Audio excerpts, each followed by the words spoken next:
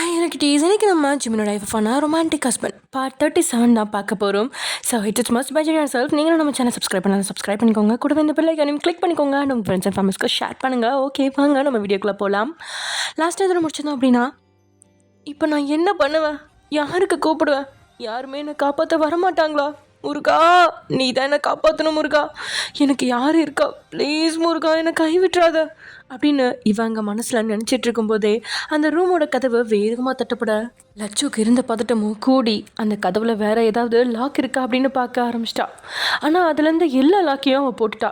அதையும் மீறி கதவுக்கு வெளியில் இருந்தவன் தட்டின தட்டில் சின்னதாக ஆட மனசில் பயந்தவ அங்கிருந்த மரச்சேர்லாம் எடுத்து கதவு பக்கத்தில் அடுக்க ஆரம்பிச்சிட்டா. அதே சமயம் இங்கே என்னடா போனோம் இன்னும் காணோம், அவன் ஒரு வீணா போனவன் மச்சான், அவனை நம்பி இருக்க வேணாம், நம்ம கிளம்புவோம். எப்படியும் ஜேகே பெர்ஃபார்மன்ஸ்க்கு அடுத்து சாராவோட பெர்ஃபார்மன்ஸ் அப்படிங்கிறதால இவன் முன்கூட்டியே போகாமல் இவ்வளோ நேரம் காத்திருந்தான். போனவன் திரும்பி வராதால சரி முன்னாடி போய் அவளை சைட் அடிச்சிட்டாவது இருப்போம் அப்படின்ற எண்ணத்தில் ஜேகே கிளம்ப அவனோட ஃப்ரெண்ட்ஸ் அப்படின்னு எல்லாருமே ஆடிட்டோரியம் நோக்கி கிளம்புறாங்க. என்றைக்கும் இல்லாத திருநாளா இன்னைக்குன்னு பார்த்து சாரா ஜேகேவை தான் வலை வீசி தேடிட்டு இருக்கா கண்களால். ஆனால் எங்கே அவன் அவளோட கண்ணில் பட்டாதானே அது ஒரு வகையில் அவளுக்கு சந்தோஷம்தான். ஏன்னா பக்கத்தில் இருந்தவளும் அல்லவா அவனை தேடிக்கிட்டு இருக்கா. அதனால அவன் வரக்கூடாது அப்படிங்கிற எண்ணம் இன்னொரு பக்கம் இருக்கா. அவன் தான் கண்ணில் மட்டும் பற்றக்கூடாதா அப்படின்ற வினோதமான எண்ணங்கள் அவளுக்குள்ள எழுந்துட்டுருக்கு. அதே சமயம் இங்க அப்போதான் தூங்கி எழுந்த நீங்கள் பக்கத்தில் ஜிமினை காணல அப்படிங்கிறதும் வெளியில் வந்து எட்டி பார்க்க ஹால்லையும் அவன் இல்லை. அப்போதான் அங்கே வேலைக்கு வந்த ஒரு அம்மா, சார் தோட்டத்தில் இருக்கார் மேடம் அப்படின்னு சொல்ல, ஓ சரி அப்படின்னு நீங்களும் தன்னுடைய காலை வேலையெல்லாம் முடிச்சுட்டு குளிச்சுட்டு வெளியே வந்து பார்க்க ஜிமினோ அப்பையும் ஹாலில் இல்லை. நீங்களும் மெதுவாக நடந்து வந்து ஹாலை சுற்றி முற்றி பார்க்க அப்போ தான் கிச்சனில் சத்தம் கேட்குது. சரி என்ன சமைக்கிறாங்க அப்படின்னு நினச்சி உள்ளே பார்த்த உங்களுக்கு ஷாக்கு தான். ஆமாம் ஜிமின் தான் எதையோ சமைச்சிட்ருக்கான். அவனை பார்த்த நீங்கள் பூனை நடை எடுத்து வச்சு கிச்சனுக்குள்ள நனைஞ்ச நீங்கள் அவனை பின்பக்கமாக கட்டி அணைக்க, ஏய் ஒயன் நீ எப்போ வந்தா, இன்னும் கொஞ்சம் நேரம் தூங்க வேண்டியதானே. இன்னும் கொஞ்ச நேரமா, நல்லா இருக்கே, இன்னும் கொஞ்ச நேரம் தூங்கினா மதியமே வந்துடும். வந்தா என்ன, சரி அதை விடுங்க. சார் இங்கே என்ன பண்ணிட்டு இருக்கீங்க? பிரேக்ஃபாஸ்ட் வயன். ஏன் கிச்சன் வேலையை செய்ய ஆள் இல்லையா என்ன? இருக்காங்க தான், ஆனால் மனசு ஒரு மாதிரி இருந்துச்சு, வேற எதுலையாவது மனசை செலுத்தணும்னு தோணுச்சு, அதான் சரின்னு கிச்சனுக்குள்ளே வந்துட்டேன் அப்படின்னு உங்ககிட்ட பேசினபடியே அவன் செஞ்ச சாண்ட்விட்சை ஒரு பிளேட்டில் மாற்றி உங்ககிட்ட நீட்டா அதை ஆசையாக வாங்கின நீங்கள் அதை பிட்டு ஒரு வாய் எடுத்து வச்சு, வா புருஷா சான்ஸே இல்லை, சூப்பராக இருக்குது அப்படின்னு சொன்ன நீங்கள் அவனுக்கும் ஒரு வாய் ஊட்டி விட மறக்காமல் வாங்கிக்கிட்டுவான். சரி வா வந்து உட்காந்து சாப்பிடு அப்படின்னு அடுப்பை ஆஃப் பண்ணிட்டு அவன் 2 பேர்த்துக்குமே சாண்ட்விட்சை எடுத்து டைனிங் டேபிளில் வைக்க நீங்கள் 2 பேரும் சாப்பிட ஆரம்பிக்கிறீங்க. இங்கே வெளியே நின்றுட்டு இருந்தவனும் ரொம்ப நேரமாக கதவை உடைக்கிற மாதிரி தட்டியும் உள்ளே இருந்த லட்சு கதவை திறக்காமல் இருந்ததை பார்த்து தன்னுடைய எண்ணம் நிறைவேறாமல் போயிடுமோ அப்படின்னு கடுப்பாயி, ஏய் லட்சு சத்தம் போடாமல் உள்ளே இருந்தா என்ன அர்த்தம்? ஏய் உள்ளே என்ன பண்ணுற, கதவை திறக்காம எத்தனை தட்டு தட்டுறேன், உன் காதல விழலையா? ஏய் லட்சு அப்படின்னு ஏதோ அவளுக்கு நல்லா தெரிஞ்சவ மாதிரி தான் பேசுகிறான். அவளோட பேரை எல்லாமே சுருக்கி கூப்பிட ஒரு நிமிஷம் லட்சு குழம்பிட்டா. ஒருவேளை தனக்கு தெரிஞ்சவங்க தானோ, தான் தேவையில்லாமல் பயந்துட்டோமோ அப்படின்னு நினச்ச அடுத்த நிமிஷமே, லூசு பைத்தியம், அவன் பேசுகிற டோனே சரியில்லை, அதுவும் உள்ள இந்த நிலமையில ஒரு ஆம்பளை பார்க்க வரான்னா அவன் எந்த மாதிரி ஆம்பளையாக இருப்பான் அப்படின்னு நினச்சவளுக்கு மறுபடியும் மனசில் பயம் பிடிச்சிக்க டெஸ்கெல்லாம் பிடிச்சிட்டு அங்கே நின்னவ கொஞ்சம் கூட அசைவு கொடுக்கல. அந்த கதவை உடைக்கிற ஆத்திரம் தான் அவனுக்கும் வருது. யாரும் வரப்போகிறாங்க அப்படின்னு சுற்றி முற்றி பார்த்துட்டு கதவை இப்போ வேகமாக தட்ட கண்டிப்பாக இந்த முறை அவன் தட்டின தட்டில் அந்த டிபார்ட்மெண்ட்டுக்குள்ளே யாராவது இருந்திருந்தா கண்டிப்பாக கேட்டிருக்கும். அப்படி காதை பிளக்குது அந்த சவுண்டு. லட்சுவுக்கு அந்த சத்தத்தில் கை கால்கள் எல்லாமே நடுக்க முகெல்லாம் வேத்து கொட்ட தன்னுடைய 2 கைகளாலையும் தான் 2 காதையும் மூடிக்கிட்டா. லட்சுஸ்ரீ இப்போ மட்டும் நீ கதவை திறக்கல, கதவை உடச்சிட்டு உள்ளே வந்துடுவேன் அப்படின்னு வெளியே இருந்தவன் எதுவும் செய்ய முடியாத நிலைமையில இப்போ அவகிட்ட கட்சிக்க ஆரம்பிக்க. வரைக்கும் அவன் இவகிட்ட பேசினது இல்லாதனால அவளால் அவன் யார் அப்படின்னு கண்டுபிடிக்கவே முடியல. தயக்கத்துடனே யார் அப்படின்னு கேட்டுருவோமா அப்படின்னு நினச்சவ அடுத்த நிமிஷம் வாயை மூடிக்கிட்டா. வேணாம், அப்புறம் உன்கிட்ட என்ன வேணாலும் பேசி பயமுறுத்த சான்ஸ் இருக்குது அப்படின்னு நினச்சவளோ தன்னுடைய பயத்தை முடிஞ்ச அளவுக்கு மறைச்சபடியே அவனை உள்ளே விடக்கூடாது அப்படிங்கிற ஒரே குறிக்கோளோட நின்றுட்டு இருக்கா. அப்போன்னு பார்த்து வெளியே யாரோ அவன் கூட பேசுகிற சத்தம் கேட்குது, ஆனால் தெளிவாக கேட்கல. யாராக இருக்கும் அப்படின்னு கதவுல காதை வச்சு பார்க்கலாம் அப்படின்னா சுற்றிலும் பெஞ்சு போட்டு அடுக்கியிருந்ததால சட்டுன்னு அவனால் கதவு பக்கத்தில் போக முடியல. பேசினாங்கல்ல இவனோட பேச்சு மட்டும் அவள் காதில் தெளிவாக விழ, ஒருவேளை வேற யாராவது இவனோட ஃப்ரெண்டாக இருக்குமோ, 2 பேருமா சேர்ந்து தான் இப்படி பிளான் பண்ணியிருக்காங்களோ அப்படின்னு நினச்சி பார்க்கவே திக்குன்னு அடிச்சுக்கா. நெஞ்ச ஒரு பக்கம் பிடிச்சிக்கிட்டு அந்த டெஸ்க் மேலே ஏறி அவள் கதவுல காதை வச்சு பார்க்க வெளியில் இருந்தவனோ, இல்லை சார் இங்கே சும்மா தான் வந்தேன், இங்கே யாருமே வந்த மாதிரி தெரியல, எங்கேருந்து சத்தம் வந்துச்சுன்னு தெரியல அப்படின்னு அவன் ஏதோ சமாளிச்சுட்டு இருக்கிற குரல் மட்டுமே இவளுக்கு கேட்டுது. எதிரில் இருந்த டே அவனை நம்பாத பார்வை பார்த்துட்டு இருக்க முரளிக்கு திடீர்னு டேயை பின்னாடி இருந்து பார்த்ததும் ஒரு நொடி தூக்கி வாரி தான் போட்டுருச்சு. அதுக்கப்புறம் தான் அவன் இப்போ சமாளிக்க ஆரம்பிச்சிருக்கான். என்ன இங்கே பண்ணிட்டு இருக்கா? இல்லை சார், சும்மா தான் வந்தேன். சும்மா வந்தியா? இல்லையே, ரொம்ப நேரமாக நிற்கிற மாதிரி தெரியுது. உள்ள யார் இருக்கா? உண்மையா யாருன்னே தெரில சார், இப்போ தான் வந்தேன், வந்ததும் ஏதோ சத்தம் கேட்டுச்சுன்னு சொல்லி சுற்றி நின்று பார்த்துட்டு இருந்தேன், நீங்கள் வந்துட்டீங்க அப்படின்னு அவன் சொல்ல தேயும் அவனை நம்ப முடியாத பார்வையை பார்க்க, என்ன இவர் இப்படி பார்த்து வைக்கிறாரு, ஒரு வேலை கண்டுபிடிச்சிட்டா அவ்வளோதான், ஜெய்கிக்கு மட்டும் தெரிஞ்சது கைமா பண்ணிடுவான், இதுக்கு மேலே இந்த இடத்துல இருக்கிறது அவ்வளோ நல்லது கிடையாது அப்படின்னு மனசுக்குள்ளே நினச்சிவேன். சரி சார், நானும் ஈவெண்ட்டில் கலந்துருக்கேன், எனக்கு டைம் ஆச்சு, நான் போகவா அப்படின்னு அவன்கிட்ட அனுமதி கேட்டபடியே நிற்க மேலேருந்து கீழ் வரைக்கும் அவனை ஒரு முறை பார்த்துட்டு, ஆடிட்டோரியம் தானே போகிற, அங்கே வந்து பார்ப்பேன் அப்படின்னு மிரட்டலோட பேச, ஓகே சார் அங்கே தான் போகிறேன் அப்படின்னு ஓடியே போயிட்டான் முரளி. இங்கே உள்ள அந்த லட்சுக்கோ அவன் சார் அப்படின்னு குழஞ்சி பேசினது நல்லாவே கேட்டுச்சு. ஆனால் டே பேசினது அவள் காதில் விழவே இல்லை. சார் அப்படின்னு பேசுகிறான், யாராக இருக்கும் அப்படின்னு யோசிச்சுட்டு இருக்க அந்த ரூமை கடந்து போகலாம் அப்படின்னு நினச்சவன் திரும்பி ஒரு நொடி இந்த ரூமை பார்த்து, இங்கே தான் நின்றுட்டு இருந்தான் அப்படின்னு கையில் இந்த குச்சியால் அந்த ரூமை கதவை 2 தட்டு தட்ட உள்ளே இருந்த லட்சுவுக்கு மறுபடியும் பயம் பிடிச்சிருச்சு. இன்னும் போகலையா, இப்போ தான் போகிறேன்னு சொன்னான் அப்படின்னு அவ இப்போ அந்த சாவி துவாரம் வழியாக வெளியே பார்க்க மறுபடியும் பேண்ட் தான் தெரியுது. ஆனால் இப்போது வேறு கலர் பேண்ட்டு. இது யாருன்னு தெரியலையே அப்படின்னாலும் தன்னுடைய நகத்தை கடிச்சு துப்புனபடியே எதுவும் சொல்லாமல் அமைதியாக இருக்கா. கொஞ்ச நேரம் அப்படியே அங்கேயே நின்று ஏதாவது சத்தம் வருதா அப்படின்னு பார்க்குறான். எந்த சத்தமும் வராமல் இருக்கிறனால சரி அப்படின்னு அந்த ரூமை விட்டு 10 அடி தள்ளி நிற்க மறுபடியும் துவாரம் வழியாக எட்டி பார்த்த லட்சுவுக்கு அவள் கண்களை அவளாலே நம்ப முடியல. டே தான் இப்போது அவளுக்கு என்ன செய்கிறது அப்படின்னு தெரியாமல் வேகமாக இப்போது அவள் கதவை தட்ட அந்த ரூமை கடந்து போக நினச்சவனும் திடீர்னு அந்த ரூமில் இருந்து வந்த சத்தத்தால் ஒரு நொடி நின்று திரும்பி பார்க்க அவளோ இப்போது வேகமாக அந்த கதவை தட்ட, யாரு அப்படின்னு கேட்டினபடியே அவன் அந்த கதவு வழியாக வர, சார் சார் அப்படின்னு குரல். அந்த குரல் யார் அப்படின்னு கூட அறியாதவனா அவன். சார் அப்படின்னு கூப்பிட்டதுமே ஒரு நொடி தடுமாறினவன் அடுத்த நொடியே லட்டு அப்படின்னு கூப்பிட்டா அடுத்த நிமிஷம் லட்சுவோட கண்கள்ல இருந்து கண்ணீர் முட்ட, நான் தான் சார் அப்படின்னு வேகமாக கதவை தட்டுறா. ஏய் லட்டு, நீ எப்படி உள்ளே போன அப்படின்னு கேட்டுக்கிட்டே அவன் அந்த ரூம் கதவை வெளி தாப்பால வேகமாக திறக்க இவளும் வேகமாக உள்ள அந்த கதவு முன்னாடி அடுக்கியிருந்த டெஸ்கை எல்லாமே தள்ளி விட்டுட்டு மேலே தாழ்பாலை திறந்தவ கீழ் தாழ்பால் மேலே கை வைக்கும்போது தான் அவள் இருக்கிற நினைவு வர கை அப்படியே அந்த இடத்துல நிற்குது. வெளிப்பக்கம் இருந்தவனும் வேகமாக கதவை தட்டி, லட்டு கதவை துற அப்படின்னு சொல்ல, சார் அது வந்து அப்படின்னு அவள் தயங்கி எப்படி இதை சொல்கிறது அப்படின்னு தெரியாமல் தென்னான்றபடியே நிற்கா. வெளியில் இருந்தவனுக்கோ அவளோட அமைதி பதட்டத்தை உண்டு பண்ண, லட்டு கதவை திறக்கிறியா இல்லையா அப்படின்னு இப்போது அவனோட குரல் ஓங்கி ஒழிக்க இவ்வளோ எச்சில் கூட்டி விழுங்கி, அது சார் ட்ரெஸ்ஸு அப்படின்னு முழுசா அந்த வாக்கியத்தை சொல்ல முடியாமல் தடுமாற, என்னோட பொறுமையை ரொம்ப சோதிக்காத, என்னால் வெளியே இங்கே இருக்க முடியல, கதவை திற லட்டு. இங்கே லட்சுக்கும் உள்ளே இருக்க முடியல, எப்போ வெளியே போகலாம் அப்படின்னு தான் அவளோட எண்ணவுமே. ஆனால் தான் எப்படி இப்படி நிலமையில டே சார் முன்னாடி வந்து நிற்கிறது அப்படின்னு தயக்கத்தில் அவள் ஒரு பக்கம் தவிக்க கடைசியில் அவனோட குரல் ஓங்கி ஒழிக்க அந்த சத்தத்தில் அவளையும் அறியாமல் அந்த தாழ்பால் அவள் திறந்த அடுத்த நொடி மின்னலன உள்ளே நுழைஞ்சவனோ அவள் இருக்கிற நிலை அப்படின்னு எதையுமே பார்க்கல. கதவை திறந்த உடனே அவன் முகத்தை மட்டுமே பார்த்தவன் அடுத்த நொடி வேகமாக அவள் பக்கத்தில் வந்து அவன் கண்களை மூடி இறுக்கி அவளை அணைச்சிக்கிட்டான். ஏன்னா அவன் மனசு வெளியே இருந்த இவ்வளோ நிமிஷத்தில் ஏதேதோ நினச்சி கலங்க ஆரம்பிச்சிருச்சு. என்னாச்சு, அவள் குரலை நடுங்கியிருக்கே, ஏதாவது ஆயிடுச்சா, உள்ளே என்ன பண்ணுறா, அந்த பொறுக்கி அவளை ஏதாவது செஞ்சிட்டானா அப்படின்னு நிதானமாக எதையுமே யோசிக்க விடாமல் இப்படி நடந்திருக்குமோ அப்படி நடந்திருக்குமோ அப்படின்னு அவன் மனசில் துடிச்சு போகுது. அவளோட முகத்தை பார்த்தா மட்டும் போதும் அப்படிங்கிற நிலையில தான் அவன் அவளை வேகமாக கதவை திறக்க சொன்னதே. அவன் முகத்தை பார்த்ததுமே அப்படி ஆசுவாச பெருமூச்சு.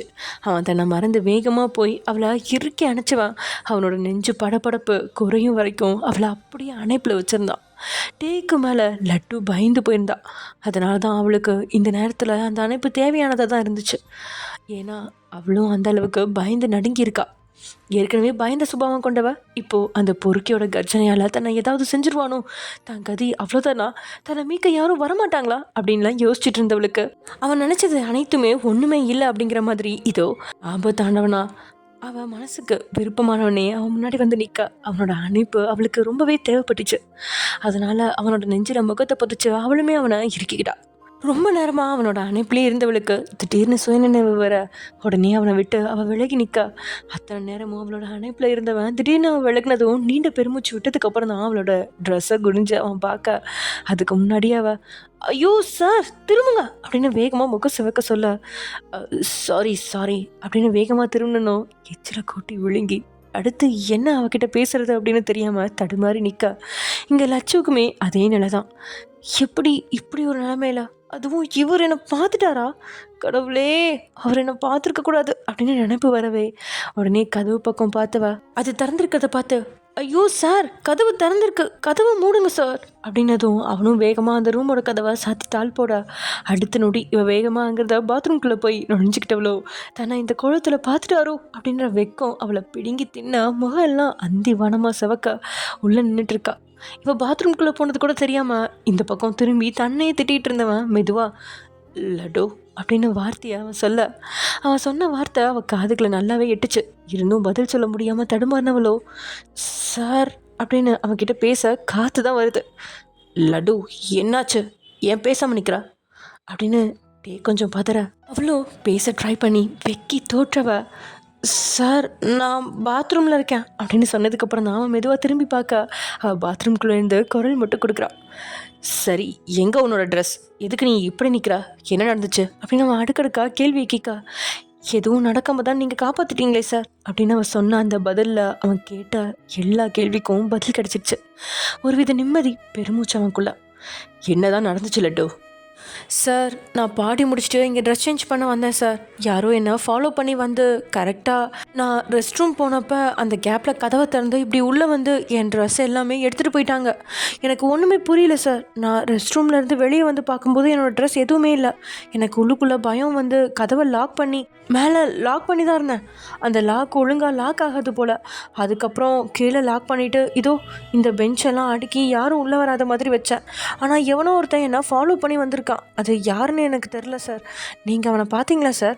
அது யாருன்னு உங்களுக்கு தெரியுமா சார் அப்படின்னு லட்சு கேட்க அவனும் ஆமாம் அப்படிங்கிற மாதிரி தலையாட்டான். யார் சார்?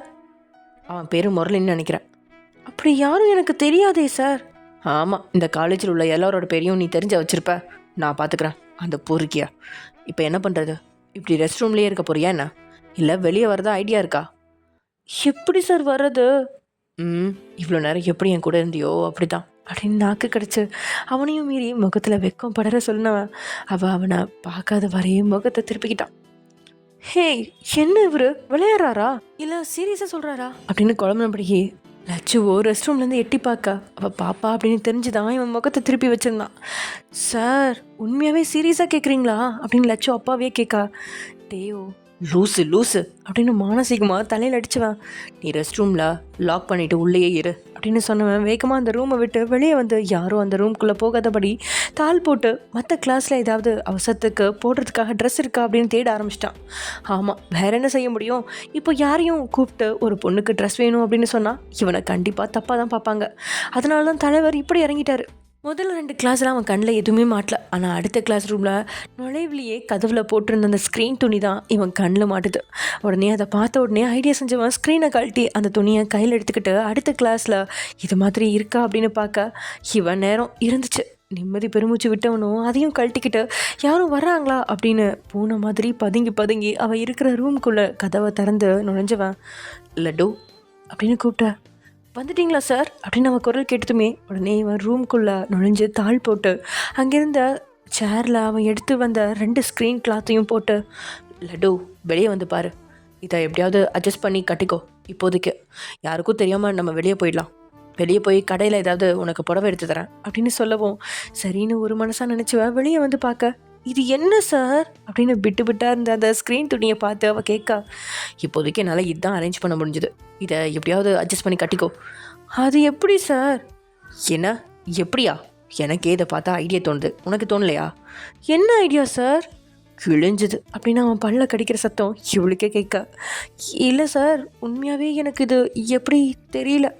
நீ ஆஃப் சாரி கட்டியிருக்க தானே? ஆமாம் சார். ஒரு ஸ்க்ரீன் துணி எடுத்து மேலே ஃப்ளீட் எடுத்து கட்டிட்டு இன்னொன்று எடுத்து உன்னோட இன்ஸ்கர்ட் தெரியாத அளவு சுற்றிக்கோ. ஆமாம், இது நல்ல ஐடியாவாக இருக்கே அப்படின்னு வேகமாக அந்த ஸ்க்ரீன் கிளாத்தை எடுத்து முதல்ல சுற்றிக்கிட்டவா. அதுக்கப்புறம் இன்னொரு ஸ்க்ரீன் கிளாத்தை எடுத்து தாவணி மாதிரி மடிப்பு எடுத்து போட்டு சேஃப்டி பின் வேணுமே அப்படின்னு தேட நல்ல வேலை அந்த படுபாவே அதையும் எடுத்துகிட்டு போகல. 2 பின் மட்டும் அந்த சேரில் கிடக்கு. அதை எடுத்து வேகமாக குத்துனவ. ஓகே சார், கட்டிட்டேன் அப்படின்னு சொன்னதும் அவன் திரும்பி அவளை பார்க்க ஒரு மாதிரி கோமாளித்தனமாக இருந்தாலும் இப்போ வேறு வழி இல்லை அப்படின்னு நினச்சவன். ஓகே, எல்லாரும் ஆடிட்டோரியமில் தான் இருப்பாங்க. நம்ம இப்போ காலேஜ் விட்டு வெளியே போய் ஆகணும். நீ சேஃப்டியாக வெளியே போயிடுவதானே? நான் ஸ்டாஃப் ரூம் போய் என் பேக் எடுத்துகிட்டு வரணும். இல்லை நீ என் கூடவே வா. ஆனால் நம்ம சேர்ந்து போக வேண்டாம். நீ என் பின்னாடி வா. நான் ஸ்டாஃப் ரூமில் பேக் எடுத்த உடனே என்னை ஒரு 10 மீட்டர் டிஸ்டன்ஸில் ஃபாலோ பண்ணு அப்படின்னதும் அவளுக்கும் தனியாக போக பயமாக தானே இருந்துச்சு. முரளி அப்படின்னு சொன்னாரே, அவன் மறுபடியும் வந்துட்டா என்ன செய்யறது அப்படின்னு அவன் சொன்னது எல்லாத்துக்குமே எந்த மறுப்பும் சொல்லாமல் சரி சரின்னு தலையாட்டி வச்சா. கிட்டத்தட்ட அவனோட தலையாட்டி பொம்மையாவே அந்த நேரம் மாறிட்டா லட்சு. அதே சமயம் இங்கே இன்னும் தங்களுடைய பெர்ஃபார்மன்ஸ் வரதுக்கு நேரம் இருக்குது அப்படின்னு அங்கேருந்த ஒரு சேரில் ஒரு ஓரமாக உட்காந்து ஃபோன் நோண்டிட்டு இருந்தா சாரா பக்கத்தில் மூச்சு வாங்க ஓடி வந்த கீதாவோ, சாரா சாரா அவர் வந்துட்டாருடி அப்படின்னதும் சாராவுக்கு கீதாவை விட உதறல் எடுத்தது தான் இருந்தும் முகத்தில் அதை காட்டிக்காம எவரு அப்படின்னு அசால்ட்டாக கேட்குற மாதிரி கேட்க, இந்த விளையாட்டு தானே வேணும்னு சொல்கிறது, சீனியர் டி, அவன் வந்தா இப்போ என்ன? சாரா, நீ என் முன்னாடி அவன் இவனு சொல்கிறது எனக்கு பிடிக்கல அப்படின்னு கீதா சொல்ல, பாருடா அப்பா என்னை விட அவர் உனக்கு பெருசாயிட்டானா? அப்படி சொல்ல முடியாது, ஆனால் அப்படி சொல்லாதடி அப்படின்னு அவள் கெஞ்சல கேட்கா. சரி எப்படியோ போய் தொலைங்க. என்ன சாரா ஏன் இப்படி சொல்கிற? பின்ன என்ன, நீ கொஞ்சம் ஓவராக தான் போயிட்டுருக்க கீதா, கொஞ்சம் எனக்கு கடுப்பாகுது. சாரா, நீ யாரையும் லவ் பண்ணதில்லைல்ல, அதனால தான் உனக்கு நான் பண்ணுறது எல்லாமே அப்படி தான் தெரியும். யாரையாவது காதலிச்சு பாரு, வயிற்றுக்குள்ளே இப்படி பட்டாம்பூச்சி பறக்கும். எனக்கு எந்த பட்டாம்பூச்சியும் பறக்க தேவையில்லை. என்னை யாருக்கு கல்யாணம் பண்ணி வைக்கணும்னு எங்கள் அப்பாவுக்கு தெரியும். இந்த மாதிரி காதல் கன்றாவியெல்லாம் நான் விட மாட்டேன். சரிடி உத்தமி, நீ உங்கள் அப்பா பார்க்குற மாப்பிள்ளையே கல்யாணம் பண்ணிக்கோ. ஆனால் எனக்கு ஹெல்ப் பண்ணலாம்ல? என்ன ஹெல்ப் பண்ணோம்? பாத்தியா திரும்ப திரும்ப கேட்குறா. நான் சீனியர்கிட்ட பேச சொன்னேன்ல. வாட், இப்பயா? இப்போ இல்லைனா வேற எப்போ தான் நீ பேசுவ? மற்ற நாள்லேயும் ஒரு ஃப்ரெண்ட்ஸ் கூட கூட்டமாக தான் இருக்காரு. நீ அவங்க வீட்டுக்கும் போக மாட்டேன்னு சொல்கிற. நான் தான் அவரோட நம்பர் கொடுக்குறேன், நீ பேசுன்னு சொல்கிறேன்ல. அந்த அளவுக்கு தைரியம் தான் நான் ஏன்டி உன்கிட்ட கெஞ்சிட்டு இருக்கேன். நான் ஒரு ஐடியா பண்ணியிருக்கேன் சாரா. என்ன? எல்லாருமே ட்ரெஸ் மாற்றி முடிச்சிட்டாங்க. இப்போ எல்லாருமே அவங்கவுங்க பெர்ஃபார்மன்ஸை முடிச்சுட்டு டிபார்ட்மெண்ட்டுக்கு போக சொல்லி மைக்கில் அனௌன்ஸ் பண்ணிட்டாங்க. அதனால இந்த ரூமுக்கு யாருமே போக மாட்டாங்க. அப்படியே போனாலும் பக்கத்தில் இருக்கிற அங்கே போயிடுவாங்க. அதனால நீ என்ன பண்ணுற, இந்த ரூமில் போய் சும்மா மேக்கப் பண்ணுற மாதிரி நில்லு. நான் அதை இதை பேசி அவரை உள்ளே அனுப்பி வைக்கிறேன். நீ என்னோட காதலை சொல்லிடு. இப்படி என்னோட ஐடியா ரொம்ப கேவலமாக இருக்குது கீதா. சாரா, எனக்காகடி. இதை விட்டால் வேறு சான்ஸ் கிடைக்கணும்னு எனக்கு தோணவே இல்லை. நமக்கு பெர்ஃபார்மன்ஸ் இருக்குது, மறந்துட்டியா? நம்ம பெர்ஃபார்மன்ஸ் பண்ணுறதுக்கு இன்னும் எவ்வளோ நேரம் இருக்குது. கண்டிப்பாக அதுக்குள்ளே நீ பேசிடுவடி, எனக்கு நம்பிக்கை இருக்குது. இப்படியே உசுப்பேத்தியும் உடம்பு ரணகலாம் ஆக்கி வச்சிருக்கடி. இப்படி கெஞ்சி எல்லாத்தையும் சாதிக்காதடி, பேசி தொலைக்கிறேன் அப்படின்னு சாரா சொல்ல, அப்போ போ அந்த ரூமுக்குள்ளே போ அப்படின்னு வலுக்கட்டாயமா அவளை அந்த ரூமுக்குள்ளே தள்ளி விட்டா கீதா. இவ தொல்லை வேற தாங்க முடியல. அவன் என்ன அவ்வளோ பெரிய மகாராஜாவா? கடுப்பாகுது அப்படின்னு நினைப்போடவே அந்த ரூமுக்குள்ளே நுழைஞ்சவளோ அங்கேருந்த கண்ணாடியில் அவள் கட்டியிருந்த கண்ணாங்கி சேலையில் நம்ம எப்படி இருக்கோம் அப்படின்னு பார்த்துட்டு இருக்கா. இந்த ட்ரெஸ் எனக்கு நல்லா இருக்கா, அவன் பார்த்தா கிண்டல் பண்ணுவானோ அப்படின்னு சொல்லிட்டு தன்னை பார்த்தவளுக்கு படபடப்பு அவளையும் அறியாமல் அதிகரிச்சிச்சு. இந்த கீதா லூசு வேற என்னன்னு சொல்லி அவனை இந்த ரூமுக்குள்ளே அனுப்பிவிட போகுதோ அப்படின்னு தனக்குள்ளேயே புலம்புனவளுக்கு காலிலேருந்து அவள் கண்ணில் படாமல் இருந்தவனை இப்போது அவனை பார்க்க போகிறோம் அப்படிங்கிற தவிப்பு வேற ஆரம்பிச்சிருச்சு. சரியா ஜேகே ஸ்டேஜுக்கு பின்னாடி வரவும் கீதாவோ வேகமாக அவன் பக்கத்தில் போய், சீனியர் ஒரு பொண்ணு உங்ககிட்ட பேசணுமா, அந்த பொண்ணு இந்த ரூமில் தான் இருக்குது, உங்களை உள்ளே கூப்பிட்டுச்சு அப்படின்னு கீதாவோ தரையை பார்த்துக்கிட்டே சொல்லவும் அவனுக்கோ ஒன்றுமே புரியல. நீ என்ன சொல்கிற? இல்லை சீனியர், இந்த ரூமில் ஒரு பொண்ணு இருக்குது, அது உங்ககிட்ட பேசணுமா அப்படின்னதும், என்ன பேசுறதுனா வெளியே வந்து பேச வேண்டியதானே? என்னன்னு தெரியல சீனியர், உங்களை உள்ளே தான் கூப்பிட்டுச்சு அப்படின்னு கீதா சொல்லவும் அவளை சந்தேகமாக பார்த்தவன், யார் அது அப்படின்னு கேட்டபடியே அந்த ரூம்குள்ள நுழையா. கீதாவோ யாராவது பார்க்குறாங்களா அப்படின்னு சுற்றி ஒரு முறை பார்த்துட்டு உடனே அந்த ரூமை லாக் பண்ணிட்டா. உள்ள குழப்பமாக நுழைஞ்சவனோ அங்கே தன் கெண்டைக்கால் பாதி தெரிய கண்டாங்கி சேலை கட்டி பதட்டமாக நின்றுட்டு இருந்த சாராவை பார்த்ததும் அவ்வளோ நேரமும் இருந்த குழப்பம் நீங்கி முகம் முழுசும் மலர அவளையே கண்ணெடுக்காம அமைதியாக அங்கிருந்த கதவுல சாஞ்சு பார்த்துட்டு இருக்கான். இங்கே சாராவுக்கோ பதட்டத்தில் அவன் உள்ளே வந்தது கூட தெரியல. என்ன பேசுறது அவன்கிட்ட, எப்படி பேசுறது அப்படின்ற யோசனையில் இருந்தவ அதுக்கப்புறம் தான் எதாச்சியாக நிமிர்ந்து அங்கிருந்த கண்ணாடியை பார்க்க அதில் கதவு ஓரமாக சாஞ்சபடி இவளையே கண் எடுக்காம பார்த்துட்டு இருந்தவனை கண்டதும் ஒரு நிமிஷம் தன்னோட இமேஜினேஷனும் அப்படின்னு நினச்சவன் அடுத்த செகண்ட் வேகமாக திரும்பி பார்க்க அவனும் தன்னுடைய அத்தனை வரிசை பற்களும் தெரிய சிரிச்சவன். என்ன மேடம், என்கிட்ட என்ன பேசணுமா அப்படின்னு கேட்டபடியே ஒவ்வொரு அடியாக அவளை நோக்கி எடுத்து வைக்க. வாட், என்ன நான் பேசணுமா? ஆமாம், அப்படித்தானே உன்னோட வாள், அதான் அந்த கீதா அப்படி சொல்லிதான் என்ன உள்ளே அனுப்பி வச்சது. அவள் ஒரு பைத்தியம் அப்படின்னு வாய்க்கில் முடங்கினவ உள்ளே அனுப்பி வைக்கிறதுக்கு வேறு ரீசனே அவளுக்கு சொல்ல தெரியலையா அப்படின்னு மனசில் அவளை திட்டினவ. நான் ஒன்றும் உன்கிட்ட பேசணும்னு அவகிட்ட சொல்லலை, பின்ன அது அவள் உன்னை அப்படின்னு ஆரம்பிக்க மட்டுமே சாராவில் முடிஞ்சிச்சு. அந்த விஷயத்த அவளால் சொல்ல முடியுமா அப்படின்னு கேட்டாலும் தெரியல. அதே நேரத்தில் அவன் அவளை நெருங்கிட்டு இருக்கா. இப்போ எதுக்கு பக்கத்தில் வந்துட்டு இருக்கா? கூல் கூல் டார்லிங், பயப்படாத, நான் உன்னை எதுவும் பண்ண மாட்டேன். சேக்கி, இது காலேஜ், லிமிட்டாக இருந்துக்கோ. இது என்னடா வம்பா போச்சு, நானா உன்கிட்ட பேசணும்னு சொன்னேன்? நானும் உன்கிட்ட சொல்லையே, உன் ஃப்ரெண்டு தானே சொல்லுச்சு. அப்போ நீ அவகிட்ட தான் போய் கேட்கணும் ஜேகே. சரி டார்லிங், கோவப்படாத, இப்படி ஒரு வாய்ப்பு அமையும்னு நானும் எதிர்பார்க்கல அப்படின்னு அவனோட பார்வை அவன் மேனியில் கண்ட மேனி காலையா. அதை பார்த்த சாராவோ ஜேகே அப்படின்னு அவ்வளோ சத்தமாக கூப்பிட. சாரி சாரி, இப்படி என் முன்னாடி வந்து இப்படி நின்னா நானும் என்ன பண்ணுவேன்? உன் பக்கத்தில் இருந்தாவே என்னோட கண்ட்ரோல் மிஸ் ஆகுதுடி. டீன்னு சொல்லாத. ஏன்டி? சேக்கே, இந்த கிண்டலெல்லாம் வேணாம், எனக்கு பிடிக்கல. ஆனால் எனக்கு பிடிச்சிருக்கே. சாரான்னு சொல்கிறத விட டீன்னு சொல்லும்போது இன்னும் மேலே உரிமை அதிகமான மாதிரி ஒரு ஃபீலிங் அப்படின்னு ஜேக்கி சொல்லிகிட்டே போக சாராவோ அவனை ஏகத்துக்கும் முறைச்சவா. எல்லாம் அந்த பைத்தியத்தை சொல்லணும் அப்படின்னு கீதாவை திட்டினபடியே கதவு பக்கத்தில் போக போக அவனும் வேகமாக பக்கத்தில் வந்து அவளை வெளியே போக விடாமல் குறுக்க கை கொண்டு தடுத்தவன். அதுக்குள்ளையா என்ன அவசரம் சாரா அப்படின்னதும், ஜேகே, இப்படி நம்ம 2 பேரும் இங்கே தனியாக இருக்கிறத யாராவது பார்த்தா ப்ராப்ளம் தான். அதுவும் இல்லாமல் உன்னோட பார்வையும் சரியில்லை, உன் பேச்சும் சரியில்லை. எதுக்கு நீ இப்போது உள்ளே வந்தன்னு எனக்கு தெரியல. அப்போ நான் சொன்னதை நீ நம்பலையா? நம்புற மாதிரியா இருக்கு நீ சொன்னது. நீ வெளியே எப்படியும் போவதானே, அப்போ உன்னோட ஃப்ரெண்டுக்கிட்ட நீயே கேளு. அது ஒரு பைத்தியம், அது சொல்லிச்சுன்னு வந்தியாக்கும். ஏன், நான் வயசு பையன், இப்படி தருமாறு தானே செய்வான். இப்படி ஒரு பொண்ணை முன்னாடி வச்சுக்கிட்டு, அதுவும் ஹார்ட்டுக்கு ஹார்ட்டு உசுருக்கு உசுறு லவ் பண்ணிகிட்டு இருக்கிற ஒரு பொண்ணை இப்படி பார்க்குறது தப்பு இல்லை சாரா அப்படின்னு இப்போ ஜேகே சாராவை ஒரு மார்க்கமாக பார்க்க ஆரம்பிச்சிட்டான். அதே சமயம் எங்க உன்னை என் பின்னாடி தானே வர சொன்னேன், எங்கே போயிட்டா? என்னை டென்ஷன் பண்ணுறது தான் உன்னோட வேலையா அப்படின்னு டென்ஷனாக டேக்கத்த. சாரி சார், என்னால் உங்கள் வேகத்துக்கு நடக்க முடியல. அதுவும் இல்லாமல் இந்த ஸ்க்ரீன் துணியை கட்டிக்கிட்டு தெரிஞ்சவங்க யாராவது பார்த்துருவாங்களோன்னு பயந்து பயந்து வந்தேன், அதான் லேட்டு சார். சரி சரி, வண்டியில் ஏறு அப்படின்னு அவன் முகத்தை உம்முன்னு வச்சுக்கிட்டே சொல்ல லட்டுவோ முகத்தை பாவமாக வச்சுக்கிட்டு வண்டியில் ஏறினவன் அவன் ஷோல்டரில் கை வைக்கிறான். இப்போல்லாம் அவன் வண்டியில் ஏறின உடனே அவளுக்கு தயக்கம் இருக்கிறதே இல்லை. அவளோட கை தானே அவனோட ஷோல்டரை பிடிக்குது. எத்தனை முறை ஏறியிருக்கா, ஆனால் அதில் ஒரு வித தயக்கத்துடன் தான் அவன் சொன்னதுக்கப்புறம் தான் அவனை தொடுவா. ஆனால் இப்போது தானாகவே அவனோட தோள் மேலே கையை வைக்கவும் அவனோ திரும்பி அவளை ஒரு பார்வை பார்க்க அவளோ அதே பாவமான முகத்தோட கீழே விழுந்துருவேன்னு ஒரு கிரிப்புக்காக சார் அப்படின்னு சொன்னதும் அவன் எதுவுமே சொல்லாமல் அவளை பார்க்க உடனே உங்களுக்கு பிடிக்கலனா வேணாம் சார் அப்படின்னு அவள் கையெடுக்க அவனும் அவள் ஷோல்டர்லேருந்து எடுத்த கையை அவளை பார்த்தபடியே மறுபடியும் அவன் தான் தோல் மேலேயே வச்சவன் அதில் ஒரு குறுநகை மலர மெதுவாக தலையாட்டி இருக்கட்டும் அப்படின்னு சொல்கிறான். இந்த பக்கம் முகத்தை திருப்பி நல்லாவே இதழ்கள் விரிய சிரிச்சவன் அந்த புன்னகையை யாரும் பார்த்துருவாங்களோ அப்படின்னு அப்படியே லைட்டாக வாயை நீவுற மாதிரி நீவி விட. ஆனால் அது லட்டுவோட கண்ணுக்கு மாட்டினது தான் அதிசயம். அடுத்த நொடி அவனும் வண்டியை பறக்க விட்டுருந்தான். அவன் எடுத்த வேகத்தில் அவன் மொத்தமாக அவன் மேலே சாயிறான். சார் கொஞ்சம் மெதுவாக போங்க சார் அப்படின்னு அவன் காது பக்கத்தில் சொல்ல அதை கேட்டவனுக்கு ஏனோ அவளை சீண்டி பார்க்க தான் தோணுச்சு. முடியாது, என்ன பண்ணுவ அப்படின்னு அவன் கேட்கவும் அவகிட்ட பதில் இல்லை, அமைதியாயிட்டா. 5 நிமிஷத்துக்கு அப்புறம் என்னாச்சு, ஏன் அமைதியாக வர? வேற என்ன சார் பண்ண சொல்கிறீங்க? நான் தான் எது சொன்னாலும் நீங்கள் கேட்க மாட்டேங்கிறீங்க, எதுக்கு எனக்கு வம்பு? அப்போ நீ சொன்னா நான் கேட்கணுமா?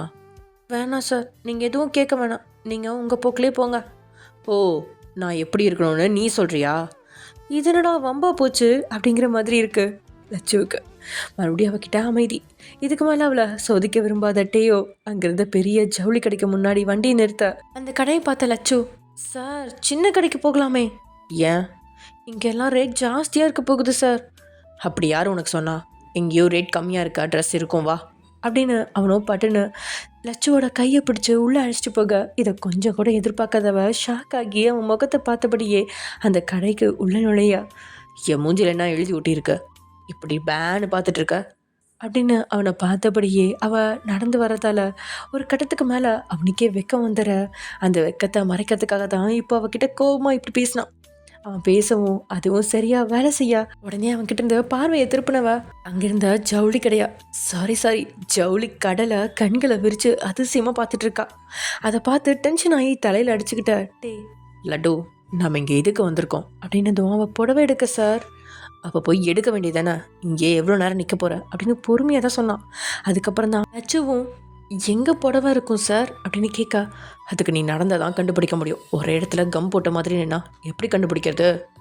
சரி அப்படின்னு அவ்வளோ நடக்க அவள் போகிற இடம் எல்லாமே மாடர்ன் ட்ரெஸ்ஸாகவே இருக்குது.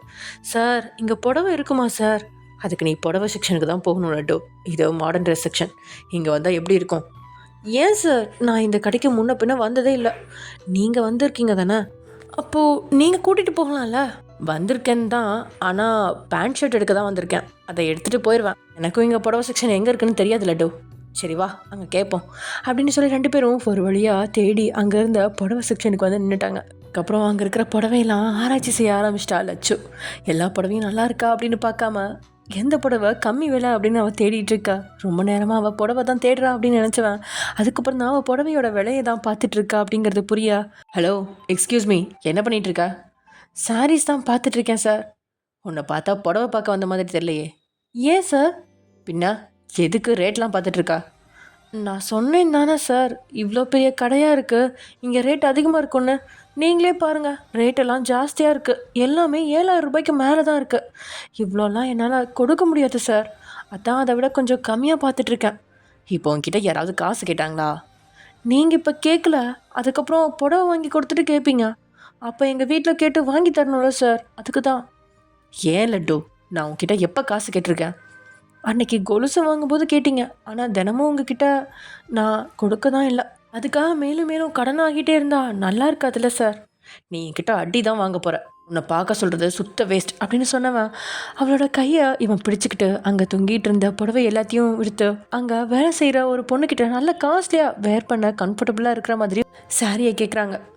சார் அப்படின்னு இவ இடையில சொல்லும்போதே அவளை முறைச்சி அடக்குனவன் எதிரில் இருந்த பொண்ணு எடுத்து போட்ட அந்த புடவை எல்லாத்தையும் ஒவ்வொன்றா ஆராய்ச்சி செஞ்சபடியே வந்து அந்த பொண்ணு எடுத்து போட்ட 10 புடவையும் வேணாம் அப்படின்னு சொல்லி மறுபடியும் அவன் கேட்டு எந்த கலர் லட்டுவுக்கு பொருத்தமாக இருக்கும் அப்படின்னு ஒரு முறை பார்த்துட்டு கடைசியில் ஆலிவ் க்ரீனில் ஒரு புடவை எடுத்து அவன் மேலே வச்சு பார்க்க போனவன் அதுக்கப்புறம் தான் என்ன செய்கிறோம் அப்படிங்கிறத உணர்ந்து இதை வச்சு பாரு அப்படின்னு அவள் கையிலே கொடுக்கா. அவளும் அங்கேருந்த மிரரில் வச்சு பார்த்து நல்லா இருக்கு சார், ஆனால் அப்படின்னு அவள் தன்னுடைய விழிகளை உருட்டி பார்க்க நல்லா இருக்குல்ல கொடு அப்படின்னு அவள் கையில் இருந்து பிடுங்கினவன் இதை பில் போட்டுருங்க அப்படின்னு சொல்ல, சார் எனக்கு இவ்வளோ காசுக்கு பட்டு புடவையே எடுத்துருவாங்க சார் எங்கள் அம்மா, என் கல்யாணத்துக்கே இந்த ரேட்டில் தான் பட்டு புடவை எடுக்கிறதா இருக்காங்க, நீங்கள் என்ன சார் அசால்ட்டாக சாதா புடவையே இவ்வளோ ரேட்டுக்கு எடுத்து கொடுக்குறீங்க, இப்போ நான் வீட்டில் என்னென்னு சொல்லுவேன்.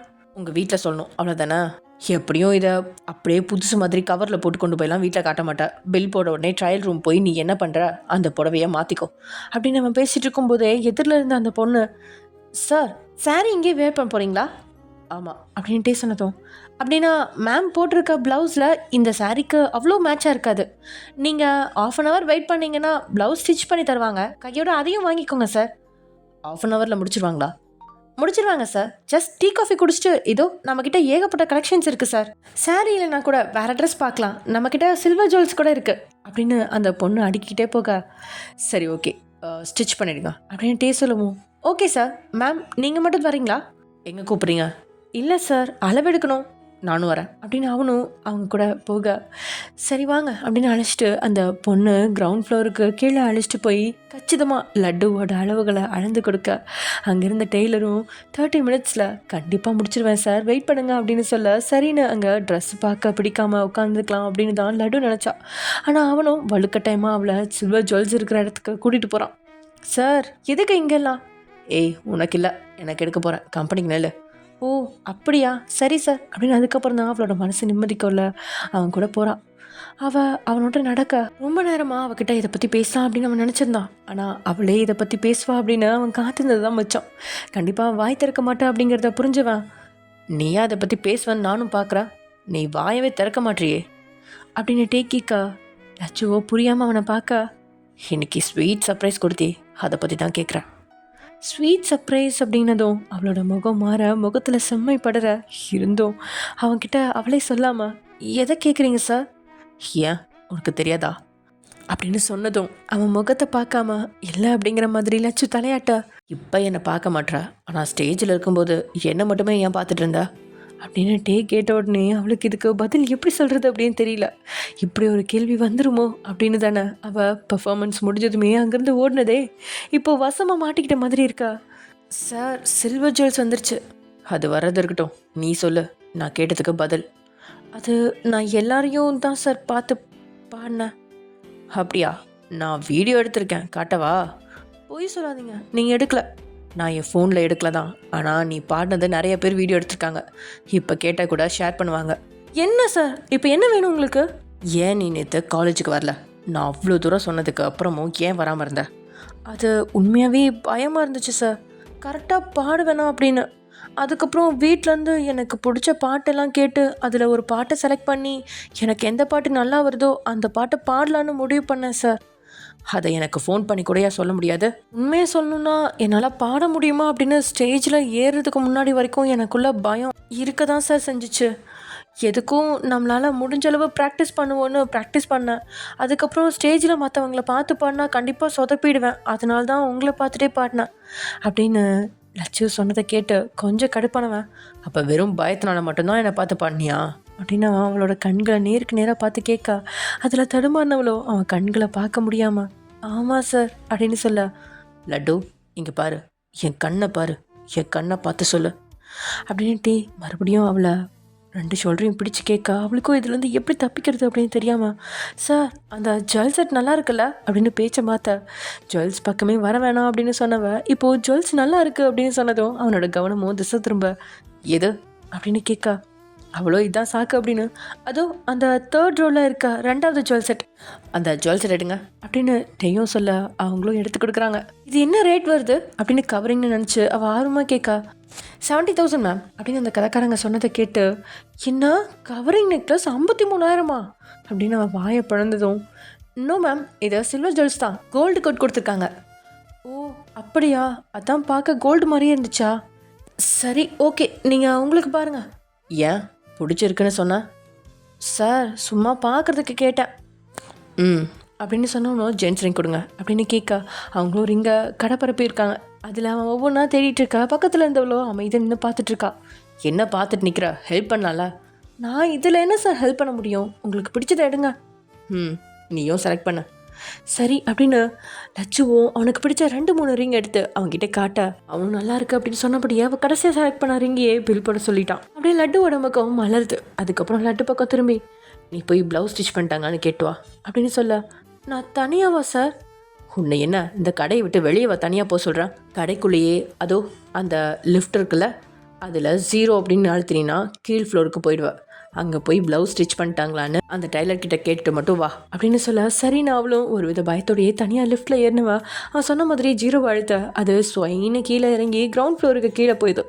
இவன் போனதும் அந்த பக்கம் திரும்பி, அந்த ஜுவல் செட் கொடுங்க அப்படின்னு பார்த்துட்டு, இதை பேக் பண்ணிடுங்க அப்படின்னு அவன் ஆசையாக பார்த்து அந்த ஜுவல் செட்டை அவளுக்கு தெரியாமல் இவன் அதை கிஃப்ட் பேக் பண்ண சொல்ல, சரின்னு கடைக்காரரும் அதை பேக் செய்ய அப்படியே டேக்கிட்ட கொடுத்துட்டாங்க. அதை ஒரு பேக்கில் வாங்கி வச்சவன் லட்சு போய் ரொம்ப நேரம் ஆகிறத உணர்ந்து, எங்கே போனாலும் லேட்டு தான் அப்படின்னு நினச்சபடியே இவனும் கீழ் ஃப்ளோருக்கு போகலாம் அப்படின்னு லிஃப்ட் பக்கத்தில் வர அதுக்குள்ளே அவளே மேலே வந்துட்டான். சார் ஸ்டிச் பண்ணி முடிச்சிட்டாங்களாம், பில் கவுண்டரில் புடவைக்கும் ப்ளவுஸுக்கும் சேர்த்து பில் பே பண்ணிவிட்டு வாங்கிக்கங்க சொன்னாங்க அப்படின்னு அவள் சொல்ல, சரின்னு பில் கவுண்டருக்கு போனவன் அந்த புடவைக்கும் ப்ளவுஸுக்கும் பில் பே பண்ணி அதை வாங்கி அவளை பார்க்க, அவ்வளோ என்ன சார் அப்படின்னு அவனை தான் பார்த்துட்ருக்கா. உனக்கு இருந்தாலும் தைரியம்தான். ஏன் சார்? பின்ன இந்த ஸ்க்ரீன் துணியை கட்டிக்கிட்டு இவ்வளோ பெரிய கடையில் நிற்கிறியே, இவ்வளோ ஜாலியாக நிற்கிறியே, அதை சொன்னேன் சார் அப்படின்னு அவனை பாவமாக பார்க்க, சும்மா கிண்டல் பண்ண, வா ட்ரையல் ரூமில் இதை சேஞ்ச் பண்ணிட்டு வா அப்படின்னு அவனும் அவ கூட ட்ரையல் ரூம் போய் அவளை உள்ளே அனுப்பிட்டு இவன் வெளியே காத்துட்ருக்கா. கிட்டத்தட்ட 17 நிமிஷம் ஆயிடுச்சு. புடவை அதனால் கட்ட கஷ்டமாக இருக்கும் அப்படின்னு இவனும் அங்கேருந்த டிஷர்ட்டை பார்த்தபடியே டைம் ஓட்டிகிட்ருக்கா. 35 நிமிஷத்துக்கு மேலே ஆகவும் தான் கடுப்பானவன் ட்ரையல் ரூம் பக்கத்தில் வந்து, லட்டு என்ன புடவை கட்டினியா இல்லையா, என்ன பண்ணிகிட்டு இருக்கா இவ்வளோ நேரம் உள்ள அப்படின்னதும் அவகிட்ட இருந்து பதில் இல்லை. இவனுக்கும் பதட்டம் அதிகமாக, லட்டு லட்டு அப்படின்னு கதவை தட்ட அவ்வளோ, சார் தட்டாதீங்க, நான் உள்ளே தான் இருக்கேன். என்ன பண்ணிட்டு இருக்கா? புடவை கட்டினியா இல்லையா? அது சார் கட்டிட்டு தான் இருக்கேன். எவ்வளவு நேரம்? இன்னும் ஒரு 5 நிமிஷம் சார். சரி அப்படின்னு பெருமூச்சு விட்டவன் ட்ரையல் ரூமை பார்த்தபடியே நிற்கா. 5 நிமிஷம் அப்படின்னது கூடவே 10 நிமிஷம் ஆயிடுச்சு. அவள் வெளியே வந்த பாடல. லட்டு என்ன டென்ஷன் பண்ணிட்டு இருக்க நீ? உள்ளே என்னதான் பண்ணிட்டு இருக்கா? சார் புடவை, இந்த புடவை தான் கட்னியா? யாராவது வெளியே இருக்காங்களா சார்? யாரும் இல்லை லட்டு. என் டீ சொல்ல அதுக்கப்புறம் தான் எனக்கு புடவை கட்ட தெரியாது சார். வாட்? ஆமாம் சார், காலையில் அண்ணி தான் கட்டி விட்டாங்க. அப்புறம் புடவை கட்ட தெரிஞ்ச மாதிரி உள்ளே போய் என்ன பண்ணிட்டு இருந்தா? இல்லை சார், அவங்க கட்டினதெல்லாம் பார்த்தேன், அதனால் ட்ரை பண்ணால் வந்துடும்னு நினச்சி தான் இவ்வளோ நேரம் ட்ரை பண்ணேன். ஆனால் ரொம்ப கஷ்டமாக இருக்குது, கட்டவே முடியல சார். சரி கதவை தர. சார் நான் இன்னும் புடவை கட்டலன்னு சொன்னேன். கேட்குது, அதுக்கு தான் கதவை திறக்க சொன்னேன். ஏன் சார்? புடவை கட்டணும்ல, அதுக்கு. நான் கட்டி விடுறேன் லட்டு. ஐயோ என்ன சார், அதெல்லாம் வேணாம் சார். லட்டு எனக்கு தெரியும் கட்டுறதுக்கு. நீங்கள் எப்படி சார் எனக்கு கட்டி விடுவீங்க? ஐயோ வேணாம் வேணாம். ஏன் லட்டு, நான் கட்டி விடக்கூடாதா அப்படின்னு ஒரு மாதிரி ஆழ்ந்த குரலில் அவன் கேட்க, அவன் திடீர்னு இப்படி ஆழ்ந்த குரலில் பேசும்போது தான் அவளுக்கு நாவ அடிச்சுக்குது. அடுத்த வார்த்தை எதுவுமே பேச முடியாமல், அடுத்த வார்த்தை அவன் பேசுகிறதுக்கு முன்னாடியே கதவுலாக்க ஓப்பன் பண்ணி மேலே புடவையை போர்த்தினபடியே மெதுவாக கதவை திறக்கிறான். அதுவே அவனுக்கு போதுமானதாக இருக்கா, யாரும் பார்க்குறாங்களா அப்படின்னு பார்த்துட்டு இவனும் அந்த ட்ரையல் ரூம்குள்ளே நுழைய அங்கே அவன் முகத்தை கூட பார்க்க முடியாமல் கீழே குனிஞ்சபடியே இருந்தவ அந்த புடவையை எடுத்து அவளுடைய அழகான இடங்கள் எதுவுமே தெரியாத அளவுக்கு மூடியிருக்கா.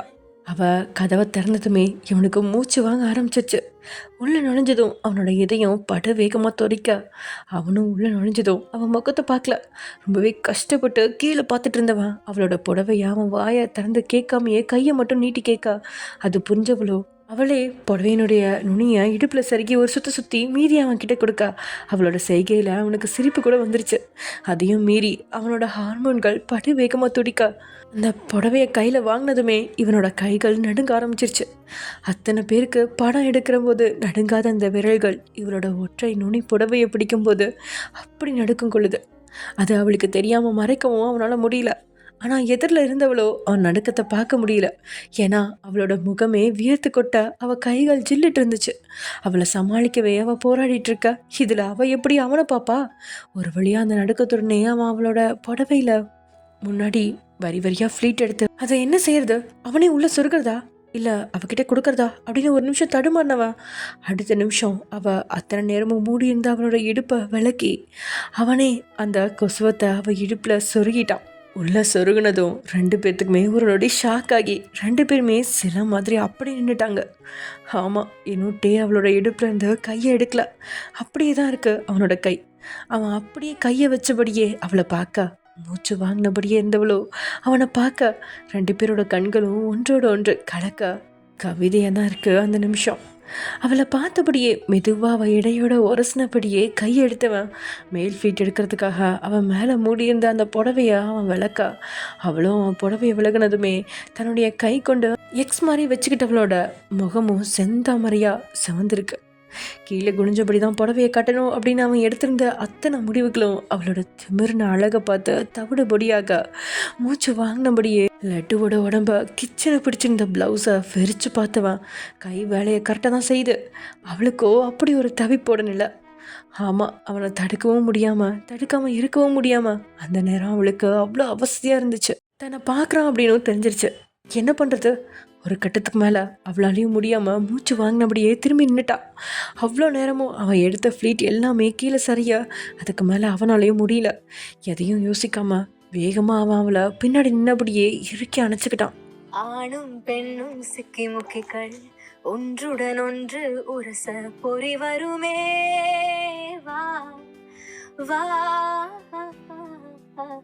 ஐம்பொறி எல்லாம் தீப்பொறிதான், ஆசையில் எரியும் சரிதான், அணைவதற்குள் வா வா, காதல் நெருப்பை நீ வளர்த்து கவலை குப்பைகளை கொடுத்து சுடர் வளர்ப்போம் வா வா, சுகம் வளர்ப்போம் வா வா வா. தீபம் போல எரிந்தவள் நான் தீப்பந்தமாய் என்னை மாற்றிவிட்டா. பத்திக்குச்சு பத்திக்குச்சு பத்திக்குச்சு பத்திக்குச்சு ஐயோ. ஓகே ஃப்ரெண்ட்ஸ், இதோட இந்த எபிசோட முடிச்சுக்கலாம். நெக்ஸ்ட் எபிசோட என்ன நடக்க போகுது அப்படிங்கிறத நெக்ஸ்ட் எபிசோடில் பார்க்கலாம். ஓகே, பாய்.